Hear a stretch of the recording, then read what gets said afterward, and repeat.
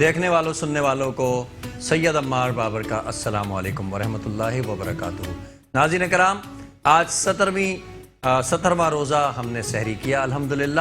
اللہ رب العزت اس روزے کے رکھنے کو، اس سحری کے کرنے کو، جو کچھ اللہ رب العزت نے رزق ہمیں عطا فرمایا اور جو ہم نے تناول فرمایا اسے قبول و منظور فرمائے اور ہماری نیکیوں میں اس کو شامل کر دے۔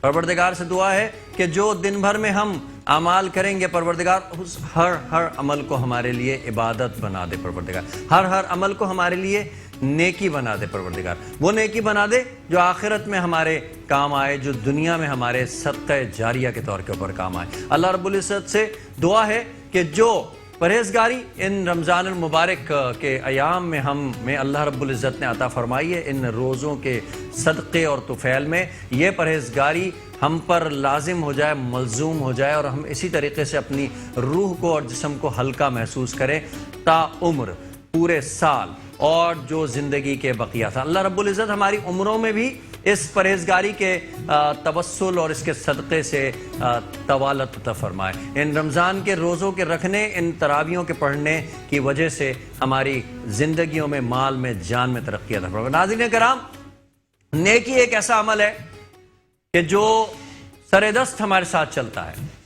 وہ نیکی جو ہم دکھا کر کرتے ہیں یا چھپے ہاتھوں کرتے ہیں، یا ہم ایسی نیکی کرتے ہیں جس سے کسی کی کوئی مشکل دور ہو جائے، کسی کی کوئی تکلیف دور ہو جائے، یا ہم اپنے الفاظ سے اگر کسی کو مورال سپورٹ ہی کیوں نہ دے دیں تو وہ بھی نیکی میں شمار ہوتا ہے۔ یہ نیکی ایک ایسا عمل ہے جو کبھی ختم نہیں ہوتا، جو کبھی مرتا نہیں ہے، اور یہ نیکی انسان کے ساتھ ساتھ چلتی ہے تا عمر کے بعد بھی یہ صدقہ جاریہ کے طور پہ اس شخص سے جڑے ہوئے لوگوں کے کام آتی رہتی ہے۔ آج کے دور میں ہم جائیداد بناتے ہیں، ہم کوئی پراپرٹی خریدتے ہیں، ہم کوئی سونا خرید کر کے رکھتے ہیں، ہم پرائز بانڈز خرید کے رکھتے ہیں، کوئی ایسی چیز خرید کر کے رکھتے ہیں تھوڑے بہت پیسے جمع کرنے کے بعد، کلیکٹ کرنے کے بعد، کہ کل کو یہ ہمیں کچھ پروفٹ دے گا، کل کو ہماری بچوں کی تعلیم میں کام آئے گا، کل کو برے وقت میں اللہ نہ کرے ہمیں پیسے کی ضرورت پڑ جائے، کوئی دعوت ہے، کوئی تقریب ہے، شادی بیاہ کی، اولاد کی، بیٹی کی یا بیٹے کی شادی ہے، اس میں ہمیں ضرورت پڑے گی تو ہم کہاں سے لائیں گے؟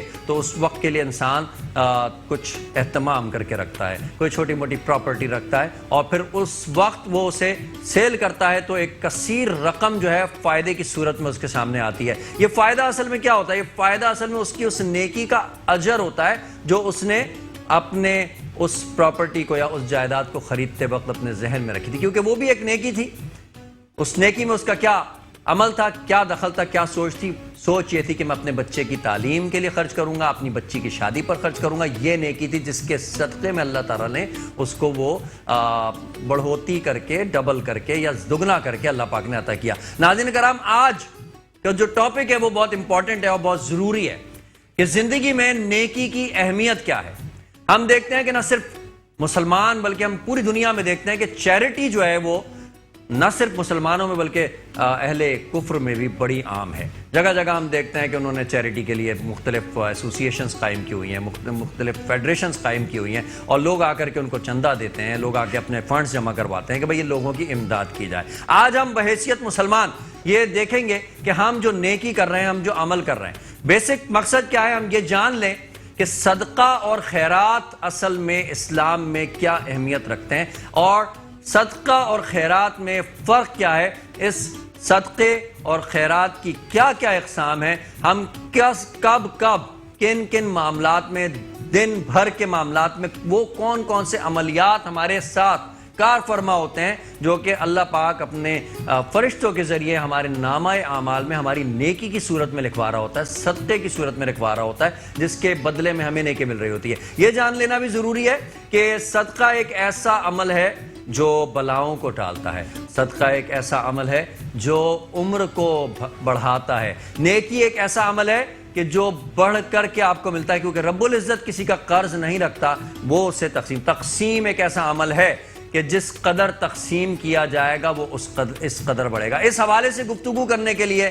میرے ایوان میں آج انتہائی معروف مقرب اسکالر جناب مفتی منیب اقبال صاحب موجود ہیں۔ السلام علیکم ورحمۃ اللہ۔ وعلیکم السلام ورحمۃ اللہ۔ بہت خوشی ہوئی کہ آج آپ پھر ایک مرتبہ ہمارے اس ایوان میں موجود ہیں، اور سامعین کی توجہ کا مرکز بھی ہیں، اور جو ٹاپک میں نے آج چھیڑا اس حوالے سے انشاءاللہ تعالی ہم سیر حاصل گفتگو کریں گے، اور آپ کی جو تعلیمات ہیں جو آپ نے اسلام اور نبی صلی اللہ علیہ وآلہ وسلم کی حدیث و قرآن سے جانی ہے وہ ہمارے سامعین تک پہنچائیں گے۔ ناظرین کرام، دوران گفتگو انشاءاللہ تعالی ایک خوبصورت سیشن ہوگا نعت کا، جس کے لیے ہمارے درمیان اس وقت موجود ہیں مصعب علی حسینی، جو بوقت مقررہ انشاءاللہ نذرانہ نعت پیش کر کے اس ایوان کو مزید خوبصورت بنائیں گے، جو اس وقت ہمارے ساتھ موجود ہیں۔ میں چلتا ہوں اپنے مقرب مفتی منیب اقبال صاحب، جو ہمارے ماشاءاللہ ہر دل عزیز بھی ہیں، بڑی محبت فرماتے ہیں، بڑی شفقت فرماتے ہیں، بڑی جہاں فشانی سے جو ہے وہ جوابات دیتے ہیں، بڑی سچائی سے اور بڑی ایمانداری سے۔ مفتی صاحب، سب سے پہلے تو صدقہ اور خیرات کا تھوڑا سا ایک عملی جو تناظر ہے وہ بیان فرمائیے گا، اور اس میں فرق کیا ہے دونوں؟ اعوذ باللہ من الشیطان الرجیم، بسم اللہ الرحمن الرحیم۔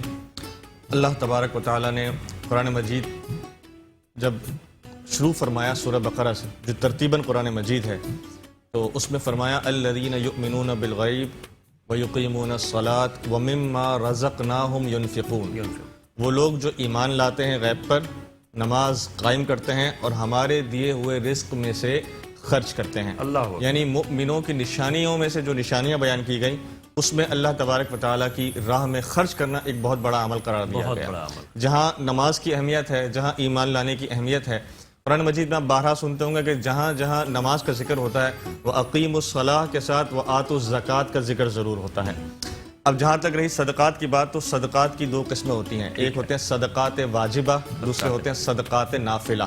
صدقات واجبہ میں ہمارے پاس زکوٰۃ موجود ہے، صدقہ فطر موجود ہے، اور جو ہمارے پاس دوسرے معاملات ہوتے ہیں جیسے وعدہ خلافی کرنے کی صورت میں کچھ صدقات ادا کرنے ہوتے ہیں، یا مختلف جو قرآن و حدیث ہمیں تعلیمات ملتی ہیں جو ہم پر ضروری ہو جاتے ہیں، جو ادا کرنے ہوتے ہیں، وہ ہیں صدقات واجبہ۔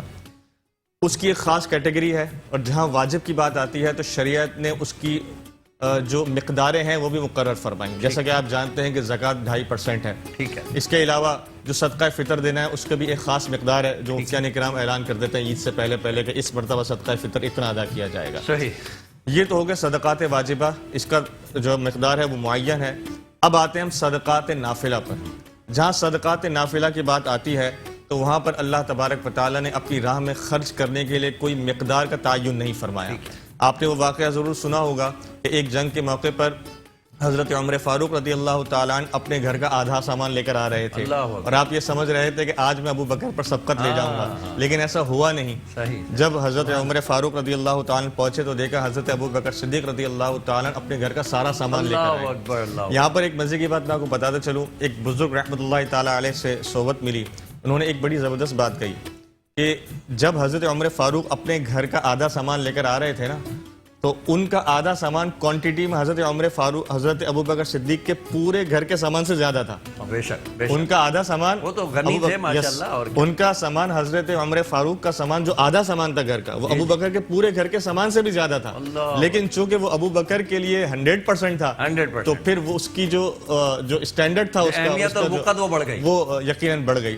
تو یہ اللہ تبارک و تعالیٰ کے معاملات ہیں، اور قرآن مجید میں سورہ بقرہ میں اللہ تبارک و تعالیٰ نے ارشاد فرمایا 30 پارے میں، اور حضرت صدیق ابو بکر صدیق نے فرمایا تھا کہ صدیق کے لیے خدا کا رسول اللہ، اور صدیق کے لیے اللہ اور اس کے رسول کا، یعنی حضور علیہ الصلوۃ والسلام نے آپ سے دریافت فرمایا کہ اے ابو بکر گھر والوں کے لیے بھی کچھ چھوڑ کر آیا؟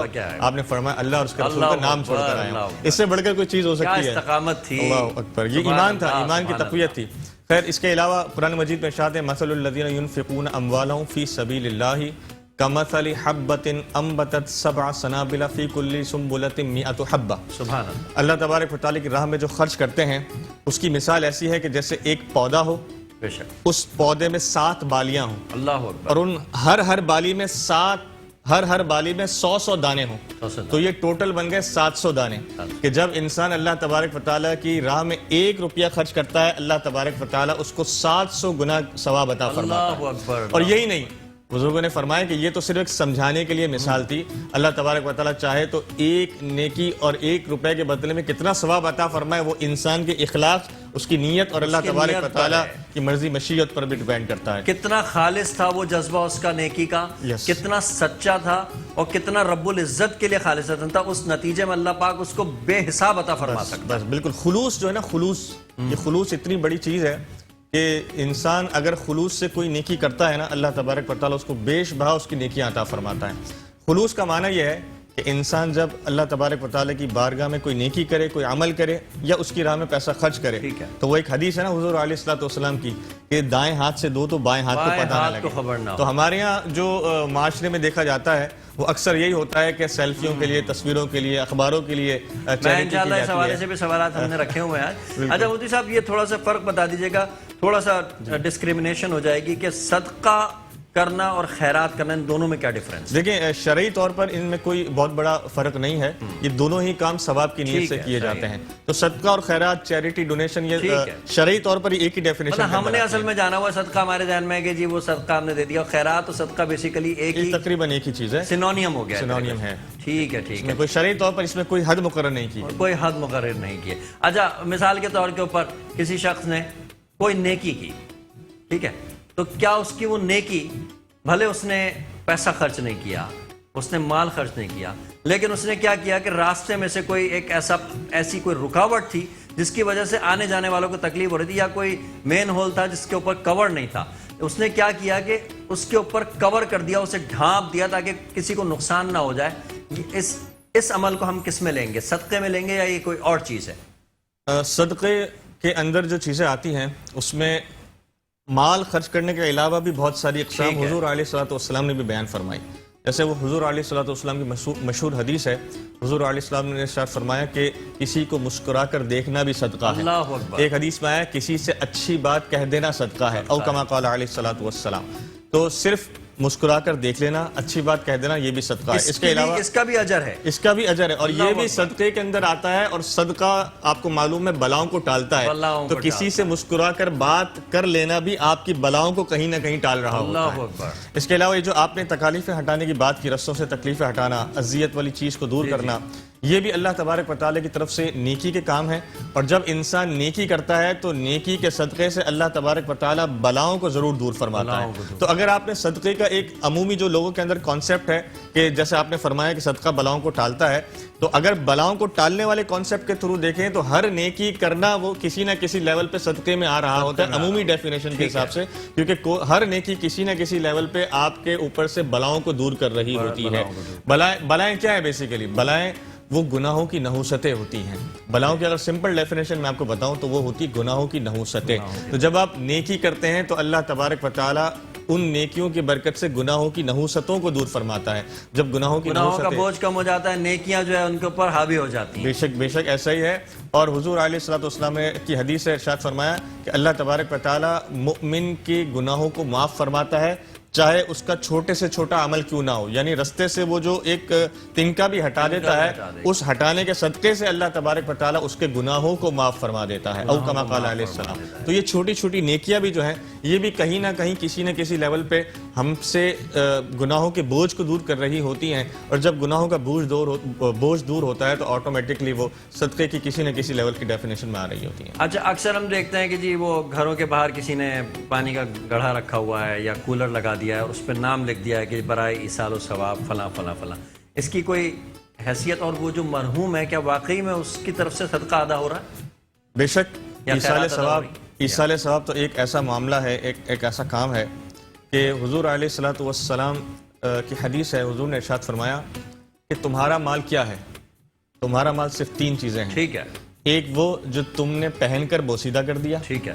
ایک وہ جو تم نے کھا کر ہضم کر لیا, ایک وہ جو تم نے اللہ کی راہ میں خرچ کر دیا. اللہ کی راہ, باقی تو تمہارے ورثہ کا مال ہے. باقی تو جب تم لیٹے ہوگے نا, تمہارے ورثہ گھر والے لڑ رہے ہوں گے کہ یہ مجھے چاہیے وہ مجھے چاہیے, تو تمہارا مال تو وہ ہے. اب جو لوگ اپنے گھروں کے باہر اس طرح کے معاملات کرتے ہیں, سبیلے لگاتے ہیں, نلکا لگا دیتے ہیں, ٹھنڈا پانی وغیرہ, تو اس کا مقصد اس میں کہیں نہ کہیں ایک تو پیسے بھی خرچ ہوتے ہیں, ٹھیک ہے, تو وہ جو آپ نے اس نیت اس کام پہ پیسے خرچ کیے وہ بھی صدقہ ہو گیا, اور پھر جب تک لوگ اس سے استفادہ حاصل کرتے رہتے ہیں اللہ تبارک و تعالی جس کے ایصال ثواب کے لیے وہ کام کیا گیا اس کو وہ ثواب عطا فرماتا رہتا ہے. حضور علیہ الصلوۃ والسلام نے ارشاد فرمایا کہ جب انسان کی آنکھ بند ہوتی ہے تو اس کے اعمال کا جو معاملہ ہے وہ منقطع ہو جاتا ہے سوائے چند چیزوں کے. ایک تو یہ ہے کہ اس نے کوئی کنواں کھدوایا ہو جس سے لوگ پانی پی رہے ہوں تو وہ اس کے مرنے کے بعد بھی اس کو ثواب پہنچاتے رہیں گے. کسی نے اگر کوئی درخت اگایا ہو اور اس کے سائے میں کوئی بیٹھ کر دھوپ سے بچ رہا ہو اس کا ثواب بھی اسے مرنے کے بعد مل رہا ہوگا. اور تیسری اور سب سے امپورٹنٹ چیز, اس نے اپنے پیچھے نیک اولاد چھوڑی ہو جو اس کے لیے دعا کر رہی ہو, سب سے بڑا نیک اولاد چھوڑی ہو جو اس کے لیے دعا کر رہی ہو, وہ بھی اس کے لیے صدقہ جاریہ ہے, ایصال ثواب کا کام ہے. ناظرین, ہم نے سنا کہ نیک اولاد اصل میں وہ صدقہ ہے جو جنت کے خزینوں تک کے لیے ایک منظم اور مضبوط راستہ ہے, لیکن اس اولاد کو نیک بنانے کے لیے ہمیں پہلے خود نیک بننا پڑے گا, ہمیں خود پرہیزگاری کو اختیار کرنا ہوگا اور وہ عملیات کرنے ہوں گے جس کو کہ دیکھ کر کے ہماری اولاد بھی نیک بنے. ناظرین, ان خیالات کو جاری رکھیں گے, اسی موضوع کے اوپر مزید گفتگو ہے, مزید بڑے امپورٹنٹ سوالات ہیں جو ہمارے مائنڈز میں موجود ہیں. ہم چلتے ہیں ایک بریک کی طرف, لیکن بریک پر جانے سے پہلے ہمارے درمیان مصعب علی حسینی موجود ہیں, نذرانہ نعت پیش کریں گے. ہم مدینے سے اللہ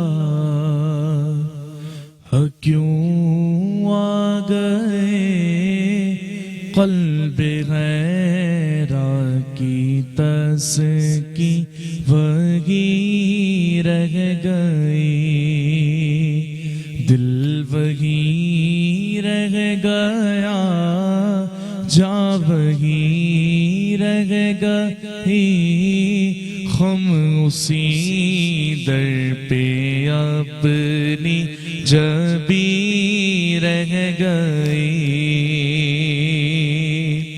اللہ اللہ وہاں کا درود و سلام,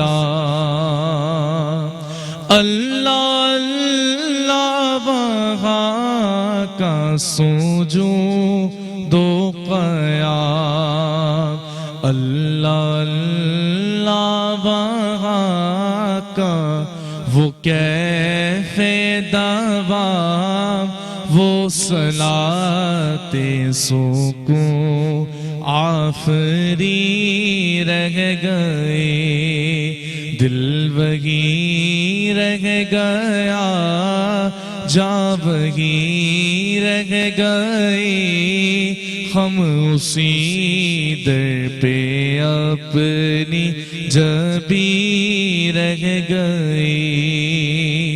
یاد آتے ہیں ہم کو وہ شام و سحر,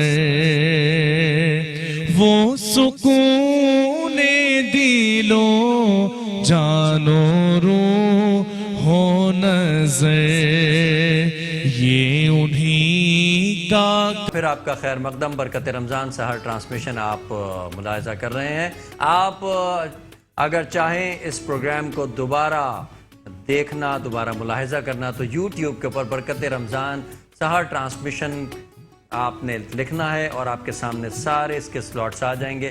آپ جو بھی سلاٹ دیکھنا چاہیں, فیز 1, فیز 2, فیز 3, فیز 4 آپ دیکھ سکتے ہیں, اور یہ ریویو کر سکتے ہیں ان سوالوں کو جن سوالوں کو آج میں یہاں پر اجاگر کر رہا ہوں محترم عالم دین صاحب کے سامنے, اور جو ہماری اور آپ کی انفارمیشنز کا ذریعہ بن رہے ہیں. خوبصورت نعت ہم سن رہے تھے جو کہ بہزاد لکھنوی کے زور قلم کا نتیجہ ہے.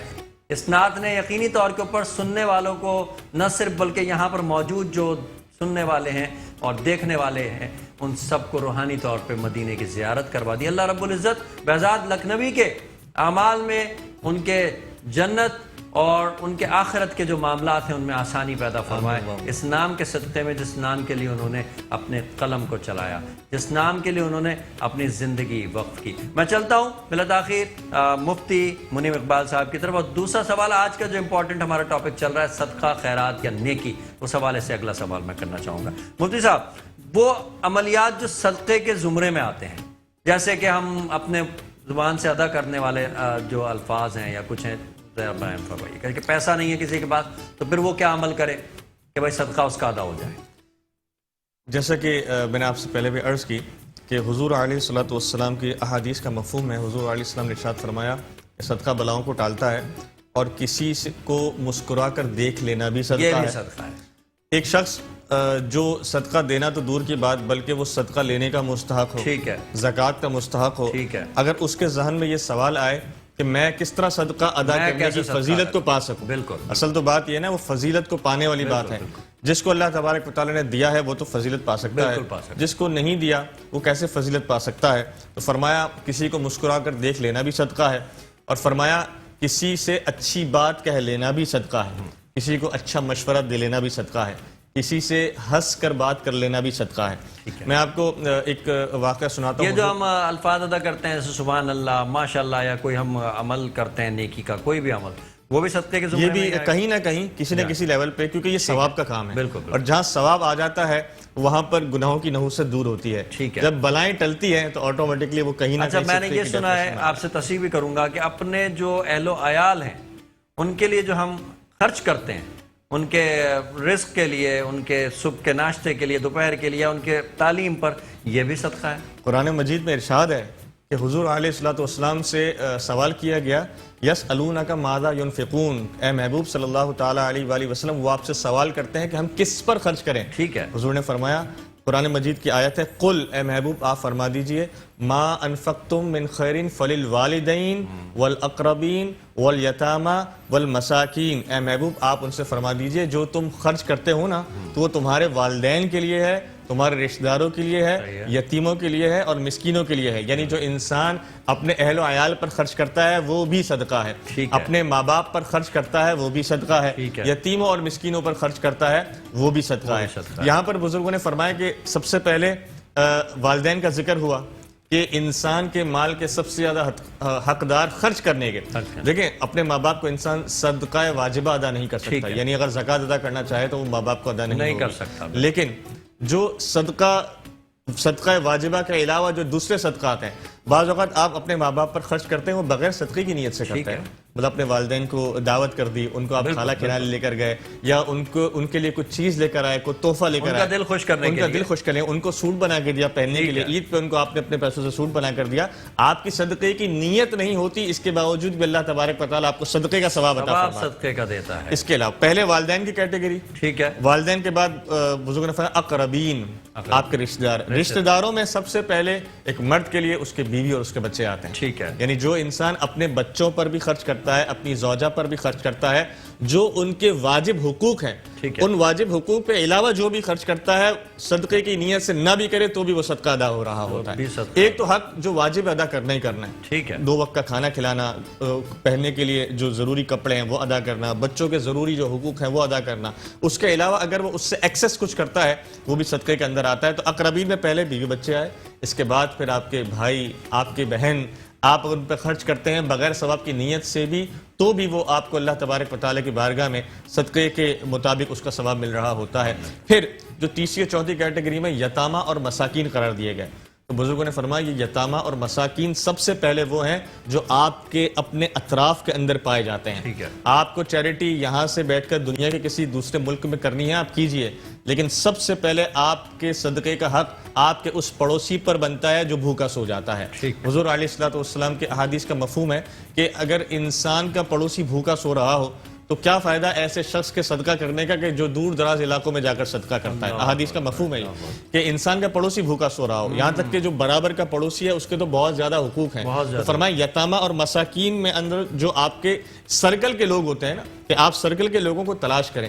بہت سارے لوگ ایسے ہوتے ہیں کہ جو آپ کے سرکل کے ہوتے ہیں, آپ کے آفس میں کام کرنے والے لوگ, آپ کے آفس کے کلرکس, پہلے ان میں دیکھا جائے کہ ان میں سے کون ایسا ہے کہ جو اتنی تنخواہ کے اندر اپنے بچوں کے کپڑے عید کے نہیں بنا سکتا. تو پھر آپ کوشش کریں کہ آپ یہ پیسے کسی ادارے کو دیں, کسی بڑے ادارے کو, تو ٹھیک ہے آپ دیں, ہم اس سے منع نہیں کرتے, لیکن ان اداروں کو دینے سے بہت بہتر یہ ہے کہ آپ اپنے ڈائریکٹ لنک والے جو لوگ ہیں ان کو ڈائریکٹ تلاش کر کے ان پہ پیسے کو خرچ کریں.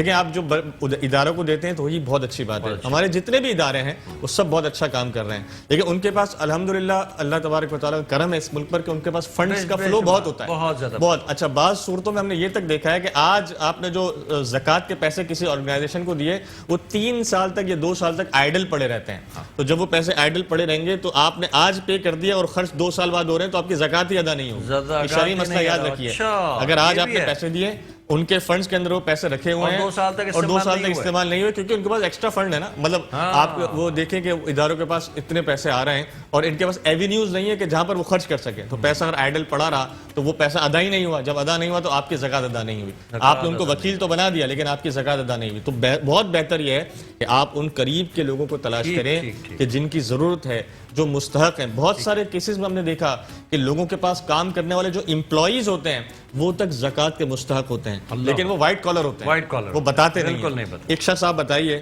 کہ جو 25,000 ماہانہ تنخواہ پر کام کر رہا ہو آج کے دور میں, وہ کچھ بھی کیا کرے گا؟ اس کے 3-4 بچے ہوں, کیا ہے حوالے پتہ نہیں. اچھا بہت ساری صورتوں میں ہم نے جب مثلا جو لو پیڈ امپلائی ہے وہ زکوٰۃ, صدقہ یا نیکی اس کا سب سے پہلا حق ہے. اچھا, اور جو لوگوں کے اندر ایک کانسیپٹ ہے کہ اپنے ہی امپلائی کو زکوٰۃ ادا نہیں کی جا سکتی, تو ایسا نہیں ہے.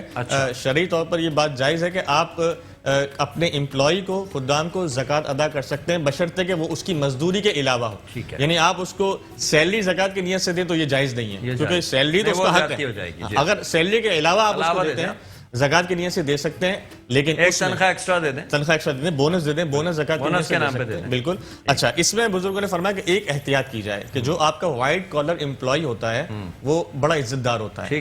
عزت دار ہے تبھی تو آپ کے پاس نوکری کر رہا ہے, ہاتھ نہیں پھیلا رہا. اس کی عزت کا پاس رکھتے ہوئے کبھی اس کو یہ نہ بتائیں کہ آپ کس نیت سے اس کو پیسے دے رہے ہیں. زکوٰۃ کی رقم تحفہ دے کر بھی ادا کی جا سکتی ہے, عیدی کہہ کر بھی ادا کی جا سکتی ہے, بونس کہہ کر بھی ادا کی جا سکتی ہے. زکوٰۃ آپ کی ادا ہو جائے گی, اس کو پتہ بھی نہیں چلے گا, اس کا بھرم بھی رہ جائے گا, آپ کا کام بھی ہو جائے گا. تو یہ جو نا آپ کے جو اطراف کے لوگ ہیں, آپ کے ان سرکل کے جو لوگ ہیں, اس سرکل میں آپ تلاش کریں کہ کہاں پر کس طرح کس لیول پہ خرچ کرنا چاہیے. آپ کسی کے گھر پر جا کر کسی کی مٹھی بند کر کے اگر مدد کریں گے وہ بہت زیادہ بہتر ہے کہ آپ اعلانیہ کسی پر خرچ کریں. اور میں سمجھتا ہوں کہ اللہ تبارک و تعالیٰ کی بارگاہ میں حقیقت ہے یہ, آپ بھی اس بات کی وہ جو نا توثیق کریں گے کہ اللہ تبارک و تعالیٰ کی بارگاہ میں کوانٹٹی نہیں بلکہ کوالٹی دیکھی جاتی ہے. اگر کوئی شخص کروڑ روپے زکوٰۃ نکالتا ہے اور کوئی شخص 1 روپے زکوٰۃ نکالتا ہے تو میں یہ نہیں کہہ رہا, دونوں کی نیت اگر برابر ہے, دونوں کی نیت برابر ہے, خلوص برابر ہے, تو دونوں کو ثواب برابر ملے گا. تو یہ بہت زیادہ ضروری ہے کہ انسان کوالٹی پر جائے, کوانٹٹی پر نہ جائے. بالکل. میں کوالٹی کے حوالے سے میں ایک واقعہ بھی ہے, تھوڑا طویل واقعہ ہے, اگر آپ اجازت دیں تو میں پھر سنا دوں. بسم اللہ الرحمن الرحیم. ایک مرتبہ حضور علیہ الصلوۃ والسلام نے ایک اعلان کیا جنگ کے لیے کہ اب جنگ ہو رہی ہے تو آپ سب سامان جمع کیجئے. تمام صحابہ نے اپنے اپنے طاقت کے مطابق سامانوں کو جو ہے جمع کیا. اچھا, راوی فرماتے ہیں کہ تھوڑی دیر کے اندر جو ہے سامان کی ڈھیریاں بن گئی, اتنا سامان. اب وہ طریقہ کار یہ تھا کہ حضور علیہ الصلوۃ والسلام تشریف فرما ہے اور کوئی صحابی آتے, سامان لاتے, سامان رکھتے اور آپ کی بارگاہ میں بیٹھ جاتے. مجلس اس طرح لگتی گئی, صحابہ بڑھتے گئے. ایک صحابی پہلے سے بیٹھے ہوئے تھے, وہ کھڑے نہیں ہو رہے تھے, وہ گھر نہیں جا رہے تھے, خاموش تھے, بیٹھے ہوئے تھے. کچھ دیر بیٹھے اور کچھ دیر بیٹھنے کے بعد پھر وہ چپکے سے کھڑے ہوئے اور اپنے گھر پر گئے. اپنی زوجہ سے پوچھا کچھ ہے؟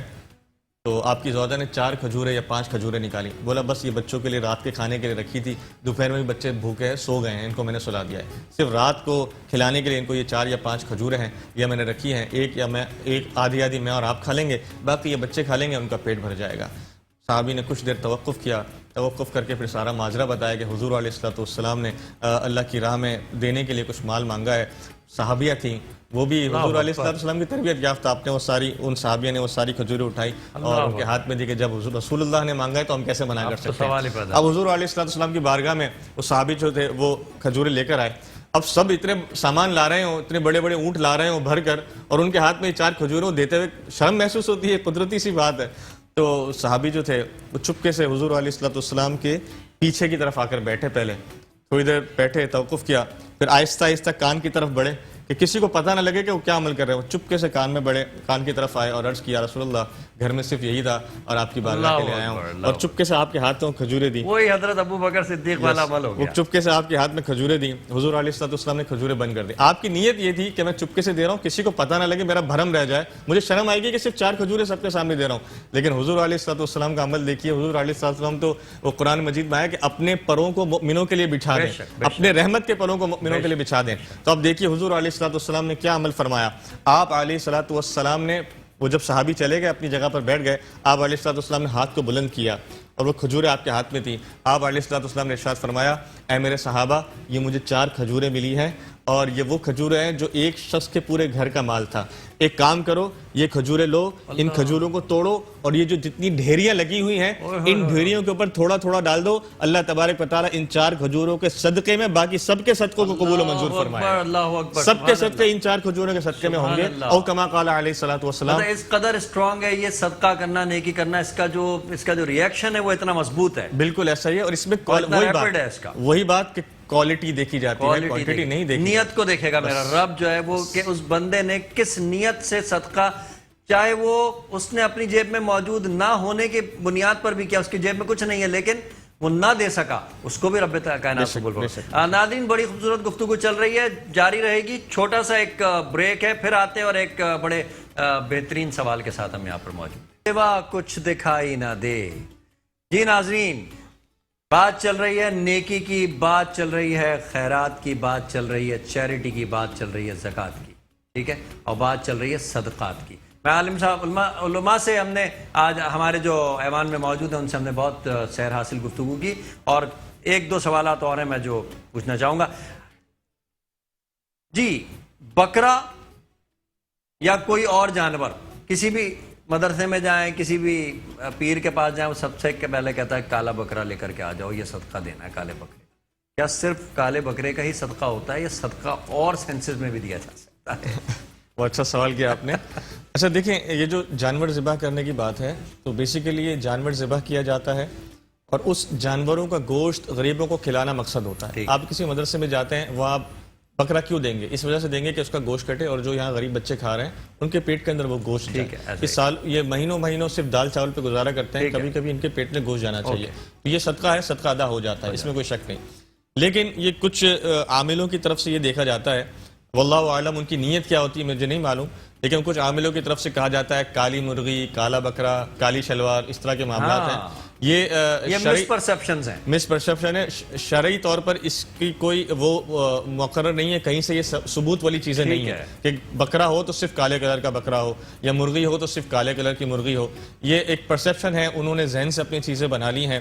اگر تو واقعی میں اس کا دیکھیں, اگر کوئی کالا بکرا بھی صدقہ کرے گا تو صدقہ پھر بھی ادا ہو جائے گا, لیکن جان بوجھ کر سامنے والے کو سائیکی کرنا کہ تمہارا مسئلہ اتنا خراب ہے کہ کالا بکرا جب تک نہیں کرو گے, بکرا اور کالا بکرا کیوں تمہارا مسئلہ بہت خراب ہے, تم پر جو عمل ہوا ہے نا وہ بڑا خراب عمل ہوا ہے. یہ پرسیپشن لوگوں کو کھیلنے کے لیے دی جاتی ہے. آپ لوگوں سے اتنا لوگوں کو ڈرا دیں, جب آپ ڈرائیں گے, دیکھیں یہ دنیا کا اصول ہے, جب انسان کو ڈرایا جاتا ہے نا تبھی اس کی جیب میں سے کچھ نکلتا ہے. اللہ معاف کرے میں بڑا سخت جملہ کہہ رہا ہوں لیکن یہ حقیقت ہے, جب ڈرایا جاتا ہے تبھی جیب میں سے کچھ نکلتا ہے. اب فرمایا کہ وہ جو لوگ ہیں نا عامل, وہ تھوڑا سا جو دیکھیں صحیح عامل بھی ہیں, ہم سب صدقہ جو ہے وہ کسی بھی صورت میں دیا جا سکتا ہے, کسی کا قرضہ اتار کے بھی دیا جا سکتا ہے, کسی کی بیماری کا علاج کروا کے بھی دیا جا سکتا ہے.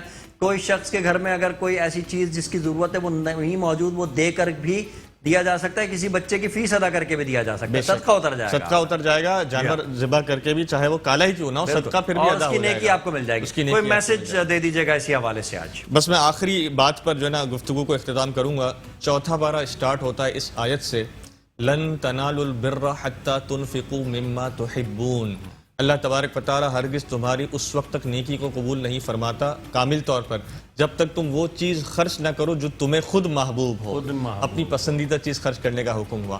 ہمارے یہاں جب کھانا بچ جاتا ہے نا, بالکل باسی 2 دن پرانا ہو جاتا ہے, پھر نکالتے ہیں ہم, اس کے بعد ہم پھینکتے ہیں اس کو, یا پھینکتے نہیں تو کہتے ہیں اب دے دو غریب کو. کپڑے بوسیدہ ہو گئے جب ہم نے پورا اس کے پیسے وصول کر لیے 2 سال پہننے کے بعد, تو اب وہ غریبوں کو جاتا. یہ نہ کریں. اللہ تبارک و تعالی کی بارگاہ میں وہ صدقہ قابل قبول ہے کہ جس کو آپ پہننا پسند کریں وہ سامنے والے کو پہنائیں. ناظرین بہت خوبصورت بات بات سے ہمارا آج کے پروگرام کا اختتام ہو رہا ہے. گھر پر اگر کوئی چیز موجود ہے جو بیکار ہونے والی ہے لیکن ابھی آپ کے استعمال میں آپ چاہتے ہیں کہ میں نہیں لے آؤں, آپ فوری طور پہ وہ کسی کو دے دیجئے.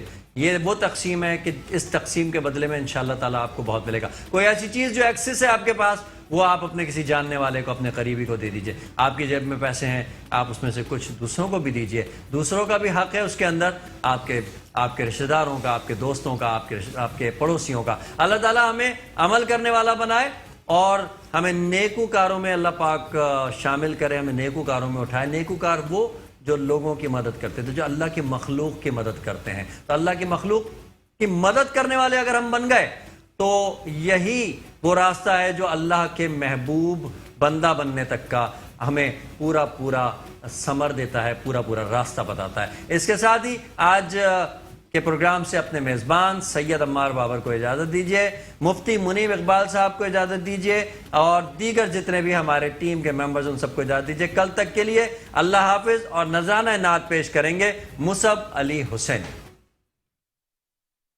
میں لب کشا نہیں ہوں,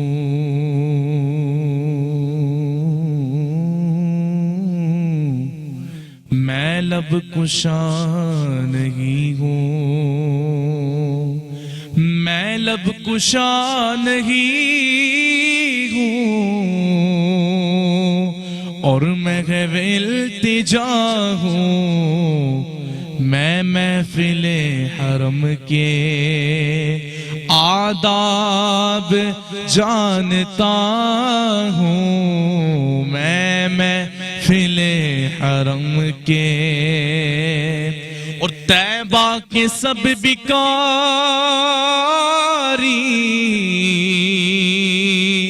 پہچانتے ہیں مجھ کو.